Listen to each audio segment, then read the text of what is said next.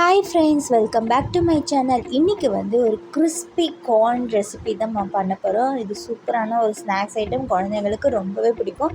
இது நம்ம ரெஸ்டாரண்ட் ஸ்டைலில் நம்ம செய்ய போகிறோம். ஃபஸ்ட்டு நான் ஒரு கார்ன் எடுத்திருக்கேன். அதை வேக வைக்கல பச்சையாக இருக்கிறது தான். இதை இப்போ ரெண்டாக கட் பண்ணிவிட்டு இதை தனித்தனியாக எடுத்துக்க போகிறோம். இது ஃபஸ்ட்டு லேயர் ஒரு லேயர் மட்டும் நீங்கள் எடுத்துட்டிங்கன்னா அடுத்த லேயர் ஈஸியாக எடுத்துடலாம். இது கொஞ்சம் கஷ்டம் ஃபஸ்ட்டு லேயர் எடுக்கிறது மட்டும். அதை ஒரு ஸ்பூனோட பேக் சைடு வச்சு எடுத்துக்கோங்க.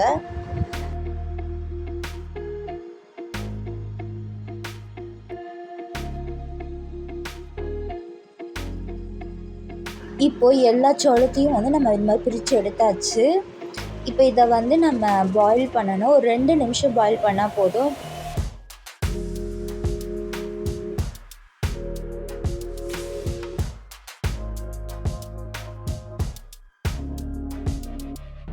இப்போது இது 2 நிமிஷம் ஆயிடுச்சு. இப்போ ஸ்டவ் ஆஃப் பண்ணிவிட்டு இதை ஃபில்டர் பண்ணிக்கலாம்.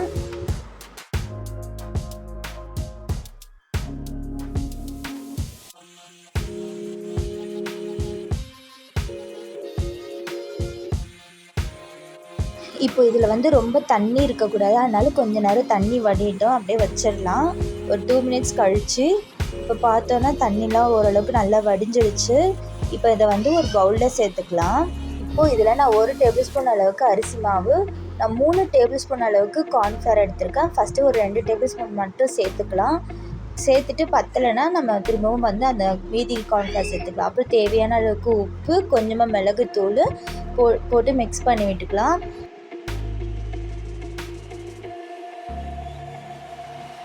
இந்த மாவில் நல்லா சோளத்தோடு நல்லா கோட் ஆகணும். ஆனால் அது லைட்டாக ட்ரை ஆகணும். லைட்டாக தண்ணி தெளித்து அதை நல்லா மிக்ஸ் பண்ணி விட்டுக்கிறேன்.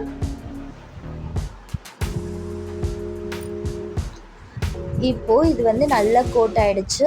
இப்போ இதை நம்ம பொரிக்கணும். இது எண்ணெய் நல்லா பாயிலாக இருக்கணும். அப்புறம் போட்டோன்னே நல்லா பொரியிற மாதிரி வரணும். இல்லையா எண்ணெய் கொஞ்சம் சூடு கம்மியாக இருந்தாலும் நிறைய எண்ணெய் இருக்கும். ப்ளஸ் இது போடும்போது சிலதில் வெடிக்கும். அதனால் பார்த்து பொரிச்சிக்கலாம். இது பொரிக்கும் போது கொஞ்சம் கொஞ்சமாக சேர்த்து பொரிச்சிக்கலாம், இல்லைன்னா உதிரி உதிரியாக வராது.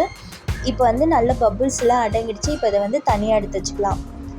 நான் இப்போ எல்லாத்தையுமே பொரிச்சு எடுத்துகிறேன். இப்போ இந்த அளவுக்கு நல்லா கிறிஸ்பியாக இருக்குது, பார்த்துக்கோங்க.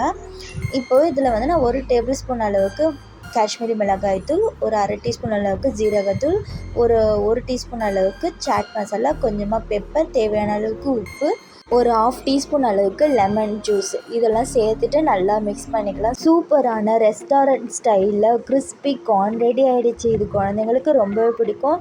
கார்ன் பிடிக்காத குழந்தைங்க கூட விரும்பி சாப்பிடுவாங்க. இந்த வீடியோ உங்களுக்கு பிடிச்சினா லைக் பண்ணுங்கள், ஷேர் பண்ணுங்கள், மறக்காமல் சப்ஸ்கிரைப் பண்ணிடுங்க. நிறைய வீடியோஸ் காத்துட்ருக்கு. தேங்க்ஸ் ஃபார் வாட்சிங். பாய்.